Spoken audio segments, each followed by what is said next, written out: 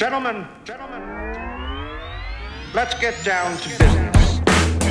Can you dig it? You dig it? Can you dig it? Can you dig it? We have two-time national champion Marc Powers, one with John Hughes, one with Guillermo Nunes.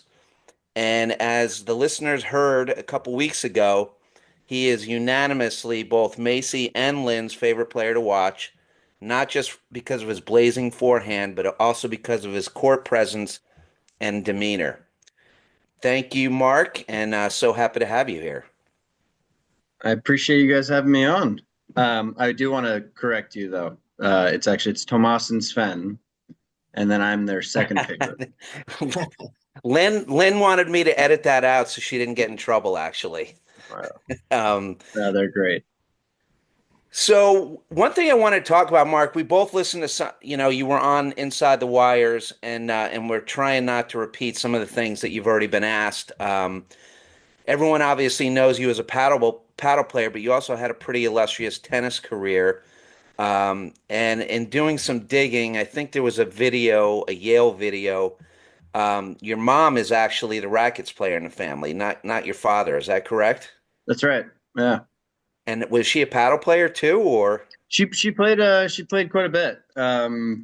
She started playing maybe 15 years ago. She's stopped the last couple of years. She's still a little tough on her body, but she still loves tennis. But yeah, she was the one who introduced me to tennis when I was much younger. That's great. Yeah. And so in terms of your sports background, you probably had a racket in your hand fairly early, I would guess. Did you play other sports, and what point did you decide that tennis was going to be the thing for you? Yeah, I started tennis probably at like 6, but I mean, I started tennis alongside every other sport.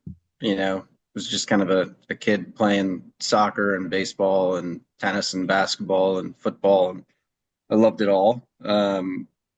I think basketball went out the window when I realized I was going to be 5'8". Like same with football. And then yeah, no, I mean I think I started to excel with just kind of hand-eye coordination based sports, and really started loving tennis. We had at my kind of my yacht club that we grew up going to, which was just like a tennis and pool club, Stanford Yacht Club.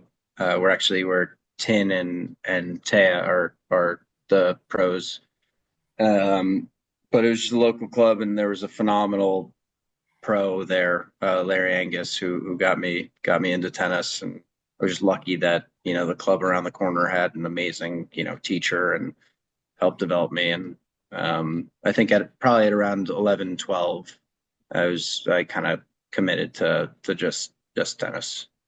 Though when I ended up choosing to go the non I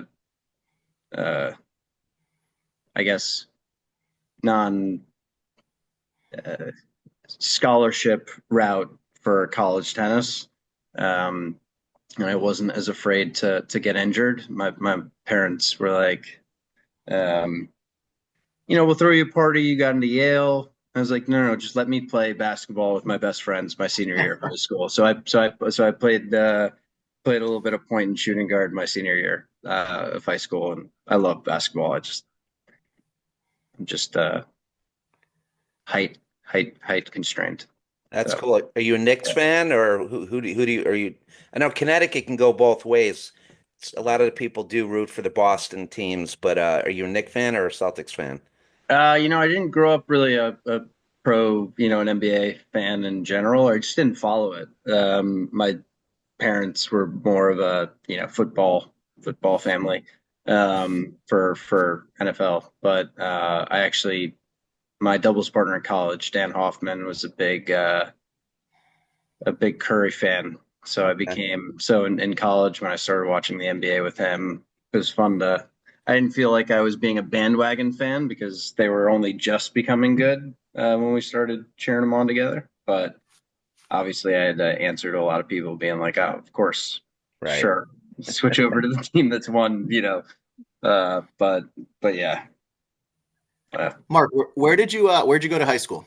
I went to Fairfield U, so I'm pretty familiar with that. I Oh, spent a lot nice. of time. I went to Greens Farms Academy in Westport Oh yeah, of for course, high school. beautiful place. Yeah, Yeah, no, it was awesome. I went to Stanford Middle School, and then in eighth grade went over to Greens Farms. So yeah. I know what it is. I've passed it a few times. yeah, no, it was great. Loved it. Still, actually, just had dinner with a bunch of my high school closest buddies from high school last night. So I had a Very great nice. time there.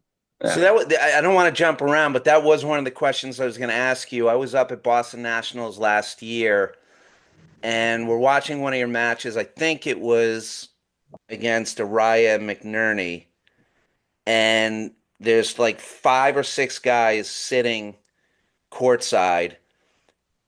I mean, they're going crazy over all of your shots. And they had these brown bags underneath their they had smuggled some brown liquor, I think, and I got to talking with them and they were hilarious. But I assume are those your high school buddies or No, no, no? no, they didn't. No, they didn't make the trip for Boston. If you go back and watch though, uh, played Westchester 3 years ago, and I was playing with John against Araya Parsons. If you turn up the volume, you actually don't even need to turn up the volume. But I had a crew because a lot of them live in Westchester, Fairfield County area now, and they all tailgated before a bunch of my buddies and their wives, and there were like 12 of them, and they the idea of etiquette was not. I mean, they were great, but it was fun. They were loud. But no, they didn't make it up. We just had a great cheering squad. Just a bunch of cool people I've met along the way that were supporting us, which was awesome. So So you're saying Sean just ran into some local drunks at the event that were wowed by your forehand? something like that. So you had a great career at Yale, I'm sure a lot of people don't know this. You were the first ever Rookie of the Year and Ivy League Player of the Year, first one to ever win both of those in one season. And the other thing I want to talk about is our local event at the club that I belong to now, the Prentice Cup. And I know that you actually came back and you were number. Someone was telling. Did you recall Pete Hurley at all? I forget who it's. Oh yeah, oh yeah, Yeah. absolutely. So Pete's a really good friend of mine, and he was giving me. He said Mark was one of the few guys ever to play two of them. I guess they gear the who gets to go more towards seniors. He was also undefeated. He was 5-0 and 5-0 in both of them. So Pete gave me that. Um, and then he said that you came back and watched it, I guess, after you graduated. Yeah. So I mean, the really cool thing about the event is, you know, playing in it is obviously it's unbelievable. It's a privilege. But I think the coolest thing is, once you are part of it, you're an alumni forever. So I mean, Yeah. I've gone back to London. I was there this past summer for their tour, and it's just the last 5 days. You go and watch the final match, very similar to down at Seabright. Um, Fun dinner events. Everybody. I mean, tons of people travel for it. So I mean, I actually don't think I've missed one since I graduated. Oh, wow, that's Every great. every every 2 years. And we get a crew of our, college, anybody who participated. It was a very special tradition. I think it was the 100 year at uh, at the All England Club this past summer, Yep. which was the timing got all screwed up with COVID, so it's kind of hard to track, which was which. There was a 2 year delay, but really, really special event. And I got to introduce my wife to it this past summer, which was fun. She came out. Um, and so, yeah, it's a lot of fun. Can Have you you? guys briefly explain the format and who's competing in the Prentice Cup? Yeah, yeah, absolutely. So it's the top, I mean, it's kind of changed over time. I think originally it was designed to be the top three guys at Harvard, top three guys at Yale versus the same on the Oxford and Cambridge side. I think there have been a handful of years where the teams have been a little young. And if you're traveling for 5 weeks internationally without much supervision, that can be a little dicey. Obviously, we've got hosts everywhere and they're taking care of the team. But I think it's usually call it a senior captain is usually kind of the first pick, and then you're obviously trying to build the strongest team that you can. But there are a lot of different factors that go into picking. You really are you're representing your schools, and so that's a big factor in it. But it's a great event. It's something that I will appreciate and celebrate for the rest of my life. It's great. And the 5 matches you play, are you playing singles and doubles mixed in with Yeah, that? so you'll pair off. If you're 1 or 2, you're going to play the combined Oxford Cambridge 1 and 2 in singles, and you'll play, I think it's 2 or 3 doubles matches. So you'll play 2 singles and 2 or 3 doubles. Okay. But yeah, and it's fun because you're also Harvard and Yale are competing all year, and you become Teaming up with your rivals. No, yeah, but playing with them, it's a blast. Yeah. And you become really good friends. I remember playing it's my freshman year, and then I ended up playing against one of the guys the following year, and we're competing as hard as we can. We're playing in Ivies, but we're also laughing. Great shot, and it's different. You become friends, you form relationships that are beyond kind of as much as the big deal competing for an Ivy championship, but it's you kind of realize there are bigger things, and it's cool. It's really cool. Had you played much on grass before that, Mark, or was that new to you? I played a handful of times in grass. I played international grass courts, 18s, which was in Philly. Yeah, it was in Philly when I was 17. I loved grass. I hadn't really played much prior to that, but kind of quickly fell in love with grass when I was playing there. And that was a pretty decent sized tournament, and actually played doubles with a guy who I think he was playing paddle for a little while, but he was a big boy, Matt Allaire, who was he played at Ohio State. He was 6'7". He was just dropping bombs, and we had a pretty good run in doubles. But yeah, I love grass. I love grass. Well, easier on the body. It definitely is, and especially after paddle, being able to transition over to grass tennis and give your body a little bit of a rest is a good thing for us. Oh yeah, oh yeah. Do you remember who hosted you by any chance? Hosted. When you came down to Seabright for Apprentice Cup?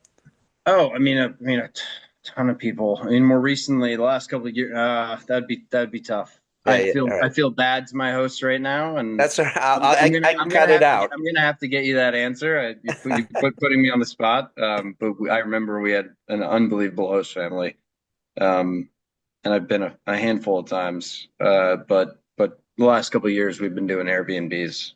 I am gonna get back to you with that answer though. I feel bad right now, not be able to give you that. I can edit Sean, it. I can edit it out if you want, Mark, Uh, Sean will host you for the next one. uh, that'd be without a awesome. doubt. Or when you come down and play in Navasink. Unfortunately, I didn't get to come over this year because Seabright had their member the same day, and I was just I told Floor, I was like, I think I might just tank it so I can get over and watch you guys because I and it turned out to be terrible because I had a decent run and then lost in a tiebreaker and didn't make it to the finals. So I Uh, and and I didn't do anything, and I didn't get to see you guys. Well, you didn't miss much on our end. Guillermo Guillermo pulled his back pretty early on in our first match. We didn't know if we were going to be able to play nationals. It was actually touch and go. We made the decision the day before the tournament. So it was bad. Um, so uh, We knew that, but so a little bit of background. Obviously, we know Lucas. He was gonna join us, and then he backed out on me. oh He just doesn't, he doesn't like attention, if you know Lucas, and so, um, but his partner, who's also a very good friend of us, JK, wanted to yeah. make sure that I brought up the fact that you and him beat Lucas and Tomas 6-2. Mm, Um, and so we knew that he jumped in. yeah, it was fun. Yeah, JK's he's had a great run here with Lucas the last couple of years. Yeah, he's a good player. It was really the first time I'd seen him play. But we had a lot of fun. It was a good time. I don't see Lucas all that often anymore, but he is. I've always told him he needs to be playing more. He's so talented. Um, I played with Lucas last year. Uh, I was in there for that. that Yep, event. yep. I always enjoy playing with him. He's just a great guy. This year we had seen that Guillermo had gotten hurt at that event right before nationals. So when we were doing our nationals, preview and picks, we had that information. So that's probably why I might not have picked you guys to win it all. So just because I had the injury report. Yeah, no, I hear you, man. I hear you. Um, yeah, and it takes a lot for us to not play that second match. We felt bad because it's a small event. It's one of honestly one of the events I look forward to playing every year. Um, everyone comes out. It's such a fun time. It's great practice. You're playing against the top guys, but it's in like a low stakes, prep for nationals kind of format, and so you're working at your kinks. You're having fun, meeting people. But he did his back pretty good. Mick hit a serve to the deuce side. It hit the nick, and he like jumped up and extended for a high backhand and tried to like rip it with his backhand and just overextended, and he had to get his. I don't know what the actual diagnosis was, but it sounded like he had to get something popped back in place. And then it was just drugs, pain meds, and PT for 3 days.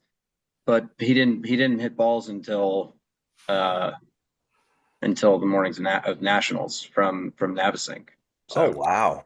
yeah, It's like he was on the 1985 Raiders. They're just shooting him up with drugs, getting him yeah, out there right. on the court. Yeah.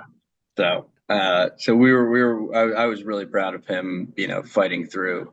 And it was impressive. That would be, I know that would be a whole lot to ask of myself. So Yeah. Well, we talked about it on the podcast because we knew that he had gotten injured, and we kind of pondered if he couldn't go, what would you do? Would you put a call back into John and say one weekend?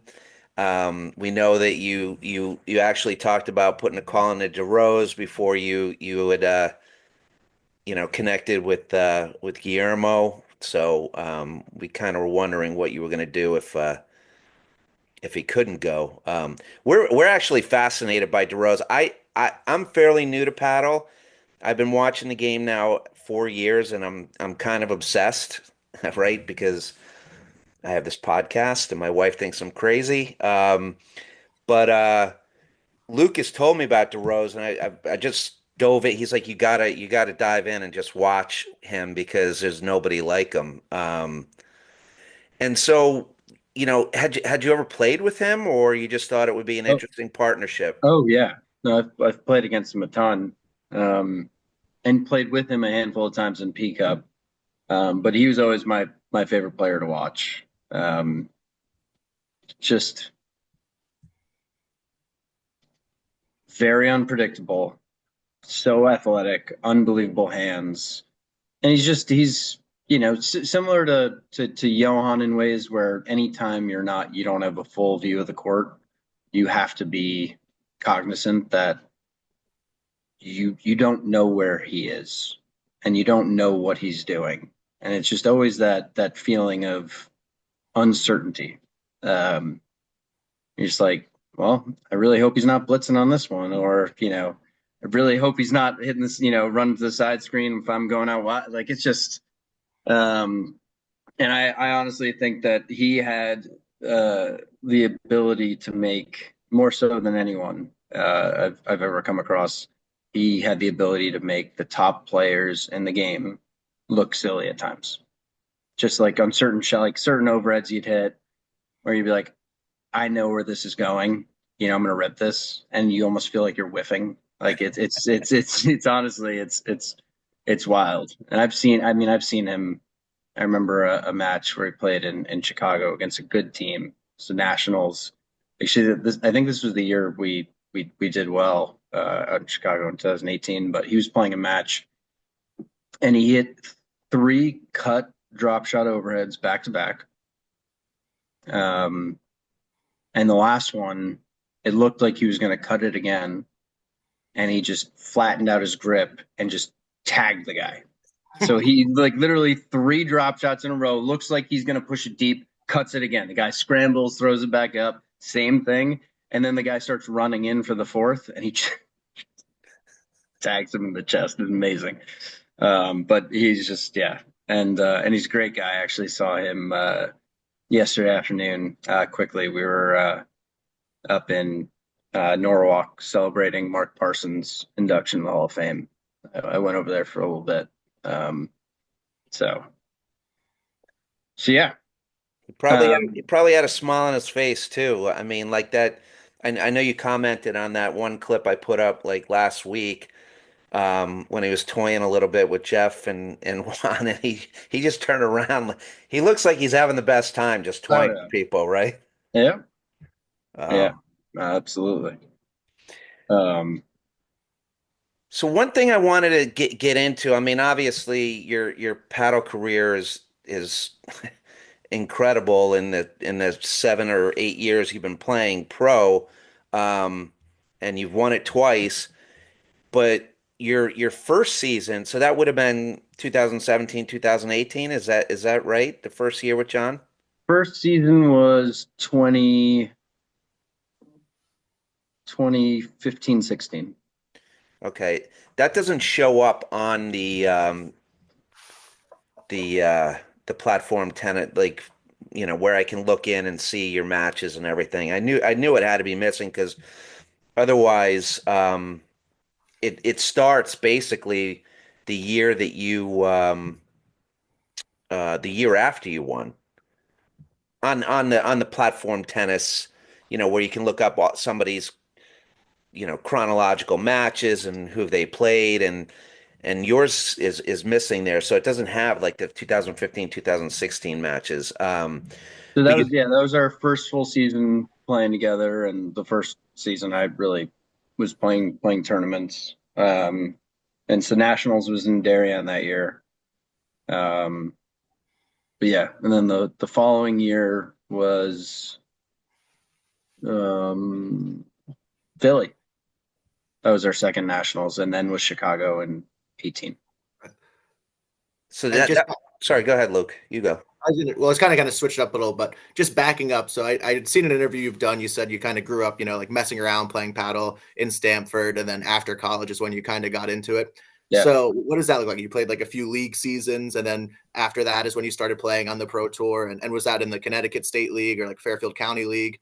Yeah, so I played actually I played junior nationals. Okay, yeah. A buddy, yeah, it's very different than what it looks like today. Yeah. Like these kids are good now. Like Yeah. it was like who could rip their forehand hardest and who could get a few screens back. A buddy of mine who I grew up playing tennis with, Eric Delia, played a ton of paddle and asked me, I think his partner got hurt and was like, do you want to play this year? It'd be fun. And we did, and we had a blast. And so I started playing a bit, we'd play nationals, and then I started playing, high school. I'd play in the summer tennis league on Thursday nights at Stanford Yacht Club. And I started playing in the paddle league with the men's A team.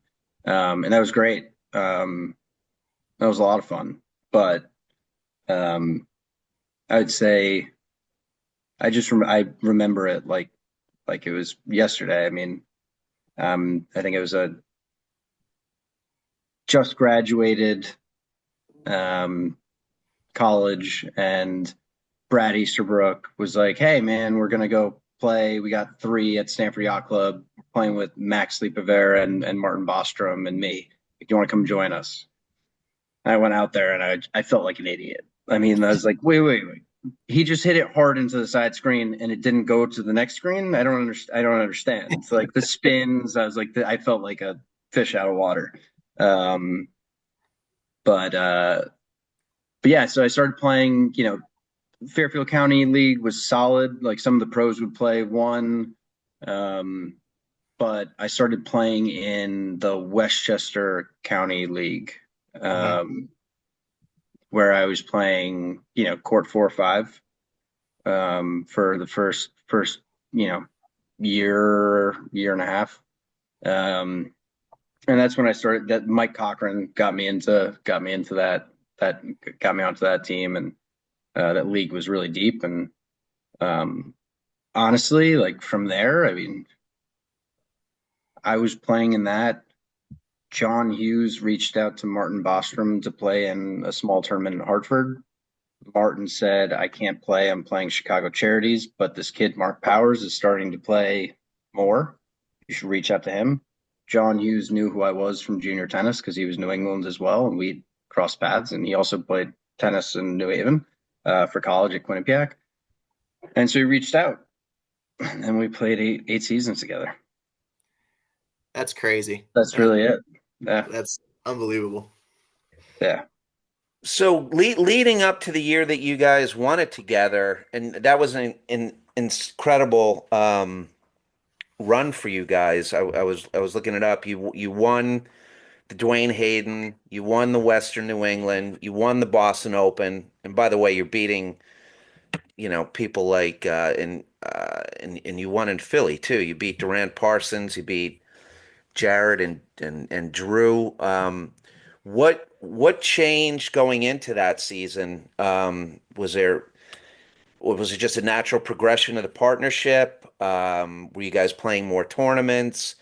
How do you think you guys had so much success that year versus the prior years? Yeah, I mean, I think the first year we played together, we had a really good start. We played I think it was actually the first Grand Prix ever. It was the first recorded Grand Prix, when they designated tournaments that it was at Fairfield, and we had, it's when nobody's practiced. It's like the most upsets ever, but we ended up having like a great event. Nobody knew who we were.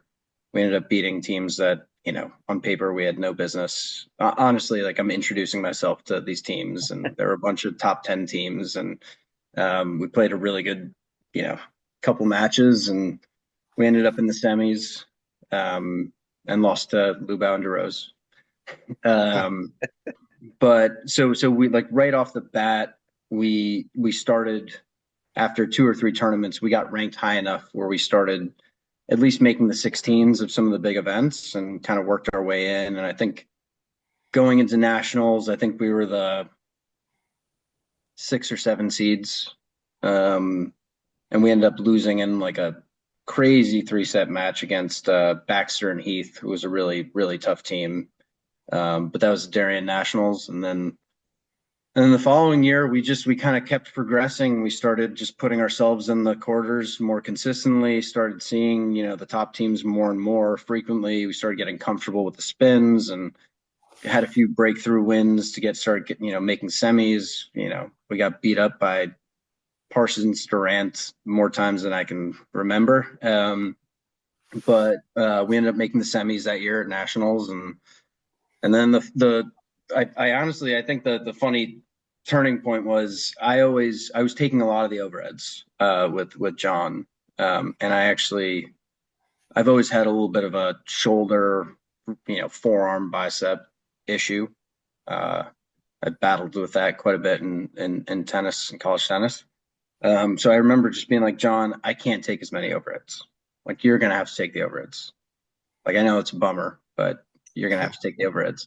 And I mean, I feel comfortable saying that I don't think anybody that's ever played the game has had a better overhead or a more effective overhead when he's hitting his spots. I've never seen the ball move as much off anyone's paddle. I mean, you can compare it to, like, obviously you've got Brian Uline, you've got guys like that, obviously Durant, like, Juan, unbelievable spin, but think of them then being lefty. And just like the RPMs on his I mean, the ball would hit half court, literally in the middle of the back screen, and would go shoot to the side screen, unlike anything I've ever seen. And so, like, oh, well, this works. This is nice. Not only do I get to rest my forearm, but this is a very good thing. So I'll sit on top of the net. I feel very comfortable with kind of quick reaction volleys and feel like I can create up there. And John is 6'1" and super athletic. I mean, 36-inch vert. I mean, he's unbelievably athletic, and so he can cover the court really well. And so we kind of just got into a good rhythm of more defined roles. Like, it was going to be, I'm always focused on finding forehands in the middle, creating, trying to take the net. And then when we get to net, John obviously had a huge forehand, but John would take over at net with his overheads, and it clicked. There definitely felt like there was an aha moment.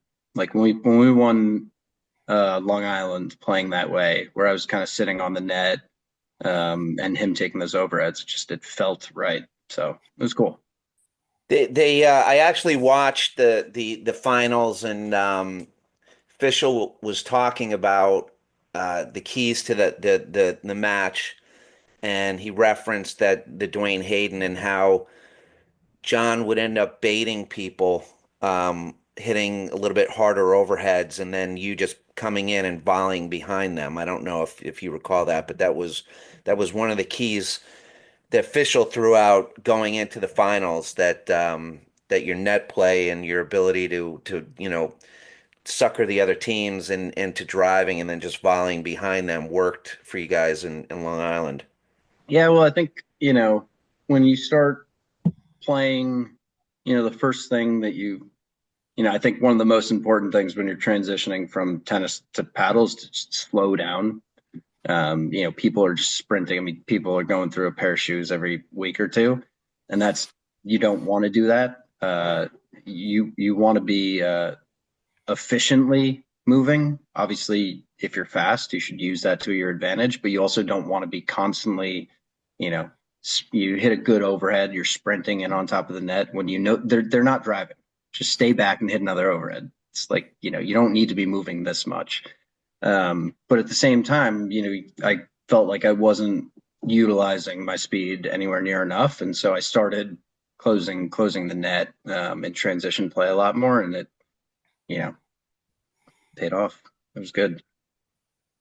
Well, you're seeing that. I mean, you're seeing people use their speed a lot more these days. I mean, Jose and Alvey are super explosive. There are a ton of really fast guys out there now, and there's a lot of transition play, and I think speed is becoming, fitness in general is becoming a huge kind of piece of the game now. It's actually fun. It's fun to see, but yeah, when the ball when you guys are playing like that with the transition play, it's certainly a little more exciting to watch, right, for the viewer, I think, versus over resets down the middle over and over again, and then until somebody decides to do something, right? Yeah, I think it's more fun for the viewers, and it's I'll tell you from experience, a lot more fun for the players, or at least for me. I mean, I like the fast, athletic points for sure. Well, that's one of the things when I had Patty, not I, Luke and I had Patty, Guy Moore, Mike Raleigh, and Diamond Dave Broderick on a couple weeks ago. We were talking about speed of play and watchability, and people had different opinions on it, but 5.5 hours is those are long matches, right? I mean, it's got to take a toll on the players, right? Especially like I remember Luke it was in Short Hills this year. I think Graham had a really long match, and then he had to Yes. turn around and go right back out again. Was it Short Hills? What did he play Guillermo and Mark in that in the semis? No, Wasn't that? we played Durant and Oh yeah, yeah. He Mitchell in played. the semis. Yeah, He yeah, played Jose and Alvi. yeah. And you guys both went out at like 9 a.m. and their match took forever, and they had to wait. Um, Johan and Steven had to wait for the final. Yep. Yeah. I mean, Um, obviously the money's coming into the sport. Philly was incredible. I mean, it was first class all around that the whole event, right? And there's more sponsors coming in, and when money comes in, there has to be some sort of expectation about growing the sport and viewership and all of that. The number of people watching, the number of people attending. Um, as I told Guy, I'm I'll watch a 6 hour match, no problem. In fact, I did. I was one of the last people I there. won't. I see. I might have been. I'll be clicking the fast forward button. Well, it's funny, I think his name is Ben from Master said to me during the day, he's like, "You want to watch a fun match? Watch this match on one of the side courts." And I think it was, I forget who Ong was playing with, but it was Ong, and then I think Nolan was on the other side. And he said, "This is going to be a great match to watch." And I said, "Why?" He said, "Because they don't want to be out here for 5 hours. They're going to be ripping the ball left and right." And it was one of the most entertaining paddle matches I've seen because they were just very aggressive. It wasn't, I'm going to outlast the other team. So, Yeah, I mean I think it's tough. Um, I speed of play has come up quite a bit recently. Obviously, I think there were three matches that were record length. I think it was Short Hills, and there was another. I think Boston was another 5 hour match, and then ours was almost six. Uh, I think um, there have been players who play slow uh, since I started playing. There have never been 5.5 hour matches. Um, I don't know if it's just a willingness or if it's technology. I don't know if it's the balls aren't dying as much, um, or it's the paddles are getting too good, or it's the screens need to be looser. But I mean, when I started playing, I mean, Drew would keep you out there all day, but the long match was 3 hours and 45 minutes, and people were like, "What? That's insane." And so, I think at the end of the day, you can't blame any team for doing what they have to do to win. I think it's probably just it has to become harder to do that. right. I don't know. I don't have the answer. I mean, I think everyone's always throws around, lowering the net, changing the ball, making it heavier, making it lighter, making it, be able to spin more. I don't know the answer. But at the end of the day, all I know is that this is the first season where there have been multiple 5 hour matches, and the players haven't really changed. Same. I mean, I don't know. I think So that's a good point. Something's kind of got to give at that point because, to your point, like Drew is kind of legendary for slowing the game down, and his matches weren't going that long. So maybe it's time to look elsewhere, like at the equipment. well, yeah, Like, I mean, and listen, Graham's been playing for 12, for 12, 14 years. This is the first year that we've been having 5-hour matches. yeah, It's not Graham's game that's ultimately really changing. I mean, he's still super offensive at net, and I played with Graham last year at Short Hills. We played some long matches, but I mean, I think he's a phenomenal player and a great guy. Big fan of his, and was really happy. Obviously at our loss, but he's very deserving.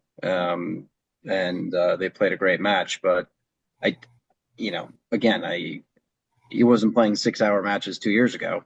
yeah, I don't know what the answer is. Yeah. Maybe people are just getting really good and unbelievable at defense, and the game's getting more and more athletic and young, and people have the duration to stay out there longer. But at the end of the day, you're put on the court as competitors, not to put on a show. You're going out there to win. And obviously, Guillermo and I like playing fast because we enjoy playing at that speed. It makes it fun for us. But at the end of the day, we're all competitors, and willingness to lose playing fun is not really. We don't go to tournaments to do that. So we're going to do what we have to do. Doesn't mean we're going to be happy about it after, but it is what it is. yeah. And I think it's a great point that the player's objective is not to entertain the fans, but to go win the match. And obviously, you guys can all hit crazy shots. Like, I don't know, for instance, I was watching the highlights of a final you played, and I want to say the 2022, like Western New England, you and John versus Johan and Steven. And there's like a 10-minute highlight video on YouTube of that match. And it's, I mean, absolutely electric. Like the cutters that are being hit. Johan tried to hit you guys like 10 times. Yeah. I think he might have hit John on match point, but like that was just so much fun to watch. And, I think that's obviously the type of stuff that people are going to tune into, but it's the goals to win and not to entertain, even though we love highlights like that and watching Yeah, matches. of course. Well, I do think. Listen, I think the filming. I think the APTA has done a phenomenal job with doing these little highlight reels, and even if you're not willing to sit there for 6 hours, I'm sure you could create a 10-minute highlight reel of our finals, and you'll find 10 minutes of cool points, and just pass over the other 5 hours and 40 minutes of lobbing and push overheads. But And they do a great job with the live streams, multiple yeah, camera. no, it's gotten really, really good. Night and day from when I started playing. So it's been great. 100%. When I was at the finals, Mark, I think either you or Gay had a winner, and I, shouted in excitement, and the guy turned around right in front of me, and he said, "You're rooting for the right team." And I said, "Oh, nice to meet you." He said, "I'm their coach." I can't remember if he said, "I'm their coach" or "I'm his coach." Oh, Jim, Yes. nice. Yeah, Um, so is he your paddle coach, or is he? yeah. No, so he's been helping. He helped John and I for quite some time. I think after we lost in Darien, he helped us for a handful of years. Really helped us kind of get to the next level, and then when Guillermo and I mean, played one tournament last year before Short Hills, went into Short Hills without a partner. It's February. I asked DeRose, then I asked Parsons. When John retired officially, I reached back out to Guillermo. We had kind of talked. We knew each other through tennis, but at the time I was only, I was like, listen, I got 6 tournaments. That's all I'm good for in a year, and I'm going to play them all with John this year. And but he didn't have a steady partner. I reached out to him 2 months before nationals. I was like, "You're still looking for a partner? Let's, we can try to do this." But he was playing with Spen at Short Hills, and so I tried to sign up. Ultimately, was going to sign up with Marc Parsons, getting him to dust off the paddle, which would have been fun. But we missed the deadline. And then Graham reached out to me like 4 days before the tournament and was like, Juan got hurt. Do you want to play? So Graham and I played Short Hills together.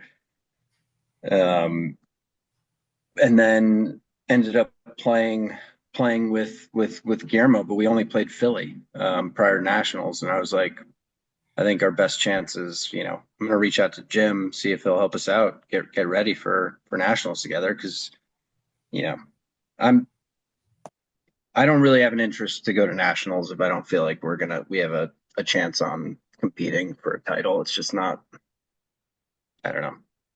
Yeah, I got married in October, got a lot going on. And so if we don't really have a chance to do it, it's fun, but not all that interested in that. So Jim has been unbelievably helpful. He helped me a lot with John, and has helped Guillermo and I a ton. So Is he a teaching pro or? yeah, so I met Jim. He's a Yale tennis alum, actually. So that's how we knew each other through Yale tennis. Had seen each other. He had come out to a bunch of the matches when I was playing in college, so I knew him well. But he was 1 or 2 in the country and paddle for quite some time. Actually, he used to play with Brad Easterbrook, who's also helped me a ton. But yeah, so he's out of Fox Meadow. I think he worked at GE for General Electric for 35 years, and then now he's teaching as his kind of second career, and he just knows the game so well, and a great guy. So it doesn't really involve, we'll get on the court a handful of times, but it's more talking strategy, but yeah, he's great.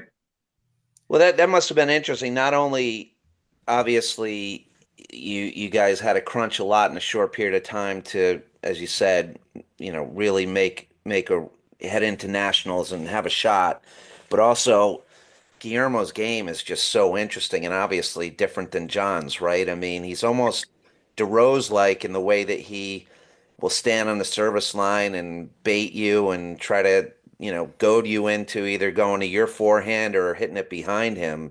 Was Yep. was that was that, a little bit of a challenge in the beginning, getting used to that and working together and meshing your games, or? Yes.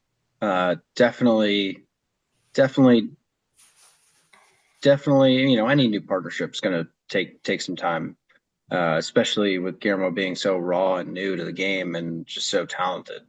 There's really nothing he can't do, and so creating a partnership that's the one thing you need to make sure of when you're going into a new partnership is that it's not 1 + 1 = 2. Like, you need to get there needs to be synergy. You need to be getting the best out of each player. You don't want to cannibalize offense. You don't want to take my best shot away because that's also your best shot. You need to find making the team ultimately as good as it possibly can be by taking each other's strengths. And I think we had to work through that, because ultimately when I was playing with John, it was more my role to be standing in the court, in between the service line and baseline, taking a lot of things early, looking to be offensive, quick blitzing a little bit more, not as much as Guillermo, but always kind of meandering around the court. And honestly, I styled that after Steve DeRose. I mean, I purposely did that, being like, all right, well, not saying I have the same skill set as Steve, but I was pretty quick, good hands, and was able to kind of time balls quickly and take time away from my opponents. And so I always tried to model my game that way. And so, but if both of us were doing that and nobody was covering the other guy, we're going to get beat all the time. And so it was different. We had to kind of get used to that. And I think ultimately, I don't mind not seeing the ball quite as much. I don't like it, the whole idea of like feeling the ball a ton. Some people really need that for rhythm. I feel comfortable, not hitting every other ball. It doesn't really mess with my rhythm quite as much, and so we just had to work through that together. So yeah. I'd say one similarity, between Guillermo and John is I know you had talked about the spin that John's able to generate, but even just watching Guillermo in person at short hills, like some of the cut overheads he hits off the back screen, just jumping to the side screen as you described is, the amount of like pop and RPMs he generates is fun to watch and extremely impressive. Oh, for sure, absolutely. No, but yeah, no, 100%. But it kind of it switched because so John had an amazing forehand off the back screen. If someone hit it too hard, Yeah. I knew that I was going to be able to close behind it. And so I would try to get people to overhit their overhead by standing in really tight to the baseline, or even shorter in the court. And so but Guillermo now tries to do that for me even. And so it's just a change. And so, but yeah, no, I mean, his overhead's phenomenal. I'm very happy to let him dictate with the overheads, and yeah, it's nice. My arm's still fresh, which is good. It's fun to watch him impose his will with his overheads for sure. Oh yeah. Oh yeah. So, and I don't want to keep you on too much longer. We just have a few more No, questions. please, yes. Um, so somebody like yourself, who's again, I keep saying it, just so accomplished and your resume, what are you working on in your game? You know, are you constantly thinking about progressing your game and new shots or getting better at the shots that you already, I know that you said I believe it was on my paddle where you like to take calculated risks, right? So there's a certain number of shots that you have that you're probably most comfortable in taking those calculated risks, I would assume. So, Forehand being one of them. yeah, exactly. Well, I think the whole idea behind that is, I'm not going to stop hitting the shots that I know are my go-tos. Yeah. It's not going to be, big points, so I'm not going to go for the high forehand.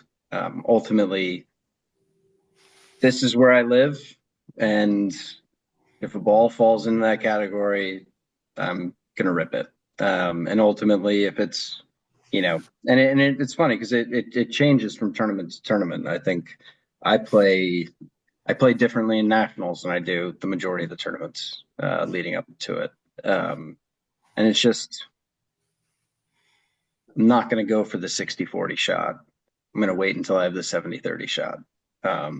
But I wouldn't, my wife makes fun of me for that comment actually. Because I'm not sitting there crunching numbers on certain shots. It's really just, this is the right shot. I'm not going to, it's, when you're out there, you don't have time to think. It's all got to be instinctual.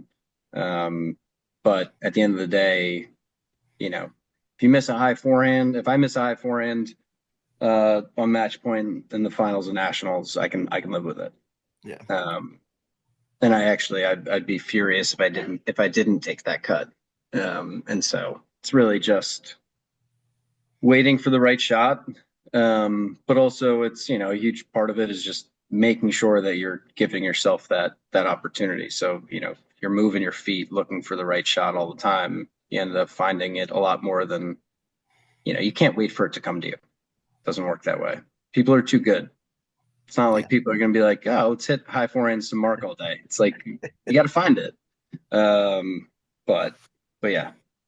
And you kind of just answered, this next question I'm going to ask a little bit here, but just to expand on a little more, we asked Lynn and Macy this question when they were on also, but, how do you find the balance between doing the things that make you a great player and, imposing the game that you're trying to play versus, you obviously have some type of idea of most of the teams you're playing in nationals, like some type of scouting report.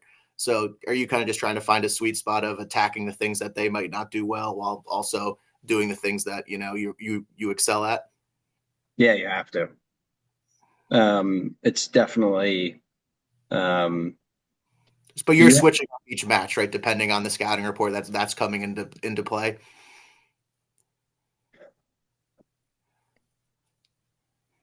I would say that safe spots change.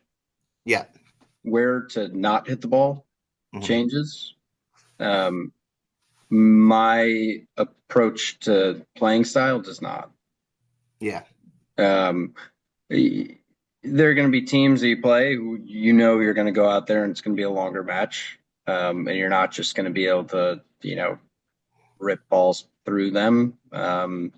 And so mindset change a little bit, a willingness uh, to take your time a bit more. But ultimately, 99% of the matches I play, I'm playing my style. I want to play the way that I know that I personally my best, my A game. I'm Yeah. going to play that. If it's not working, I might make some changes. But ultimately, I'm not going out there being like I'm going to play a different match. Yeah. Um, Slow it down if I think that a certain offensive tactic's not working. Um, but no, I think I'm not going to hit, I'm not going to feed Lob. Johan. I'm not going to feed Johan high forehands.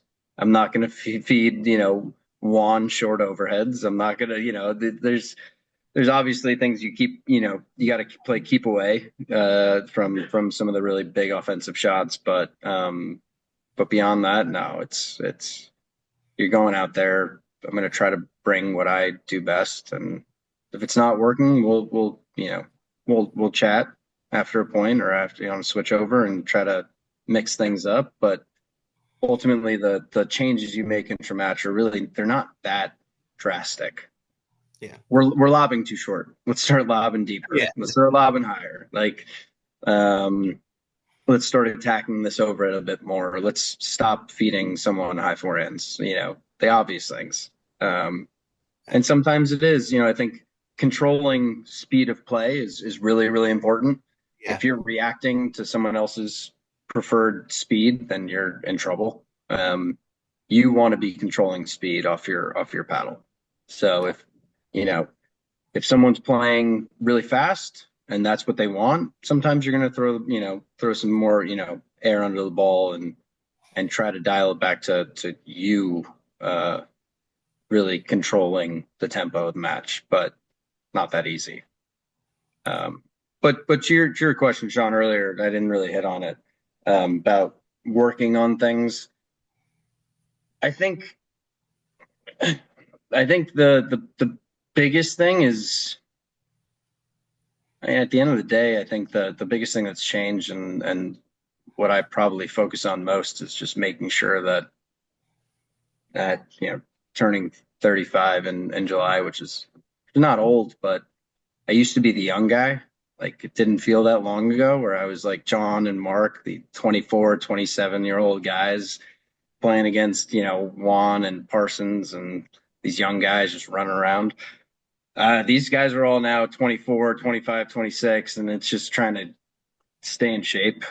So I probably, I'm not getting out and playing paddle more than, during season. If I'm, getting ready, probably maybe getting out once a week.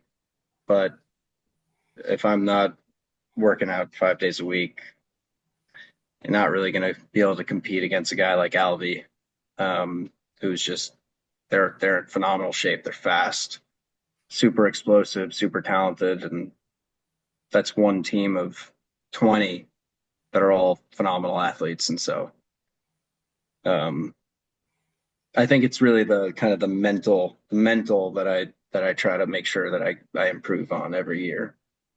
Um, Adding a shot to your game is always great, but at the end of the day, comes down big points at nationals comes down to fundamentals. It's great to have all the shots, and they will play a factor in a match. There's no question.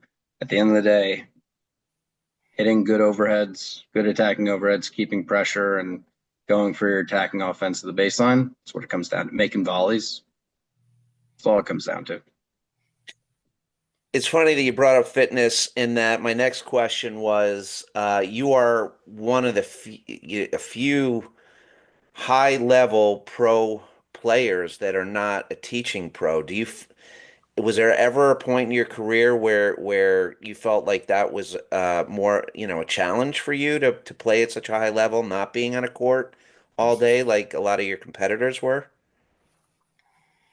Uh no, I mean, I think finding time to practice at a tournament sometimes it gets a little dicey, but no, I mean, honestly, for me, it's kind of fun to have an outlet outside of sitting behind a desk 14 hours a day. So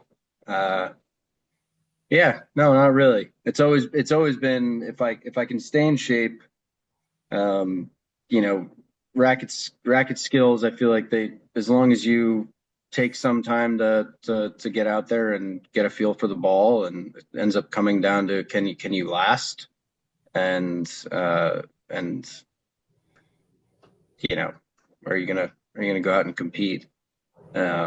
Obviously, it's important to get rhythm and practice, but no, I mean, I honestly, for the years I played with John, we didn't get out and practice more than once a month together, and I just play some league matches, and he didn't have many guys. I mean, honestly, the reason he retired was because his practice partners in the area retired. So he used to have Jeff Morneau um, and a handful of other guys who were good. He was at the same club as them, and then Jeff retired. And I mean, if John wasn't coming down to Fairfield County, driving an hour 45 to practice with me, or going up to Boston to practice, there really weren't that many guys in his area.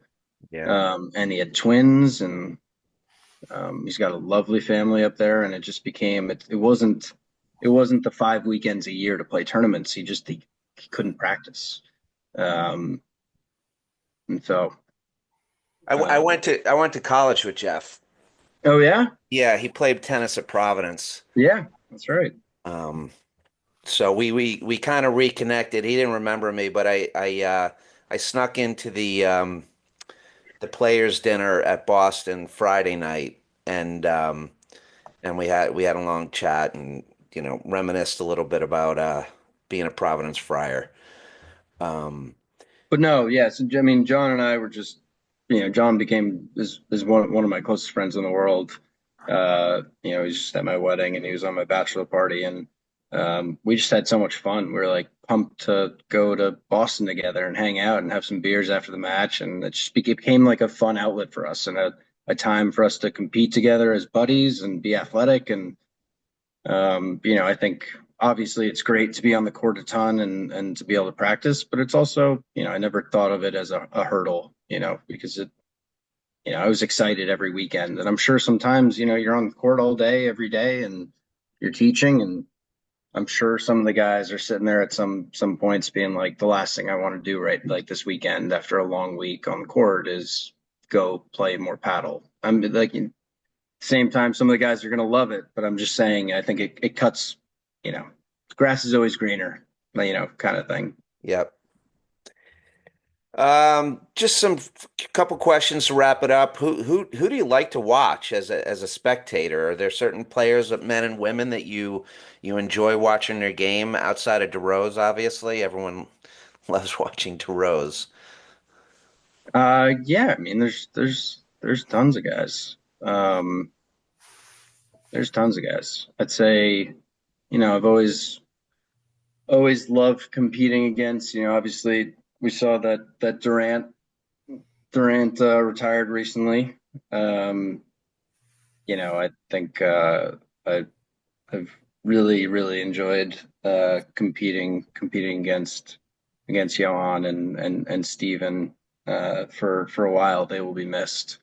Um, I think we had a few years of fun rivalry, but we became good friends through it all, actually. And I love that, and I always enjoyed watching Parsons tee off on backhands, and I always loved watching Mick just murder forehands off the back screen. I mean, there's so many good players. Yeah.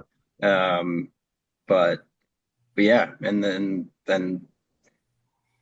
the tour is as deep as I've ever seen. There are a lot of really fun, explosive players out there um, today, and yeah, it'd be hard to hone in on one or two, but I think it's a fun time to watch the sport as long as the match doesn't last 6 hours. And even as some junkies like me and Sean like that. That's right. And then Mark, just in terms of like now, what racket sports do you play? Do you play tennis in the summer, squash? Have you tried padel, pickleball? And then Yeah, even so I actually started playing some pickle last summer, and when my wife and I, our family's down in South Carolina and North Carolina. They were 5 of the 15 people watching the finals of nationals at 11:30 at night. They all flew up, but they've got a lake house down there and a cool pickle facility. We'll get out and play, and I've played with some people in the city. I think it's a lot of fun. I was definitely one of those anti picklers at first, just as a tennis player. The noise is annoying, but I've enjoyed playing it a bit. I've started recently playing some padel, um, which is a blast. yeah, Really, really liked it. I've played just twice in the last 6 weeks, and I would get out there every day. It's a lot of fun. But generally speaking, I will not pick up a paddle from the day that nationals is over until call it September. And Maurice has gotten me to play a few matches in summer league this past summer, and I think I'll probably get brought on to play 2 or 3 matches this summer. But I would prefer not to play summer paddle. But I'll play tennis and golf. Golf would be my preference once great. paddle season's over. And during paddle season, are you playing, any, fun matches with, friends around? You're not playing any league matches, obviously, like Westchester or Fairfield County, or do you No, still? I play Long Island League matches. I play for my club, the Creek, out in Locust Valley. My golf Oh, club, golf and that's tennis club. awesome. Yeah, Yeah. so I'll do that. I'll play, 7 or 8 matches. The club is 15 minutes from my office. I reverse commute out to our office out in Long Island. I live in Manhattan. But so I'll do that. And then try to arrange a match here and there with Guillermo. We'll try to find a few guys. But yeah, I mean, I think the toughest thing you were asking about, our schedules are different. A lot of times, the guys that I'm competing against, they have time at 2 o'clock in the afternoon or 11 o'clock in the morning, and I'm, the stock market's open from, I can't like so. But yeah, I mean, love getting out there and hitting balls, and probably got to do a little bit of better job of actually getting on the court a little bit more frequently this next year. But yeah, it's fun. It's a lot of fun. Have you Last, played? Have you played on the court that's in New York City? Ara from Real Paddle Boys posted like a month ago. He got to play on it. It's on a rooftop somewhere in New York City. I think So there's two in the city, right? yeah, there's a handful. So there's one above at the Jeffries in Midtown, That's yeah. which is a cool court, but the ceiling net's a little low. But my 2 roommates who I lived with when I was just out of college for a handful of years, one of them worked at Jeffries, and Thursday night or Friday night we'd get a 12-pack and go mess around on that court. It was fun. But then there's there's a personal court. Somebody their office, a hedge fund, that is, I think, in Hudson Yards area. We got invited to play there. I played with Lou Bow, Drew Broderick, and Blake Anderson.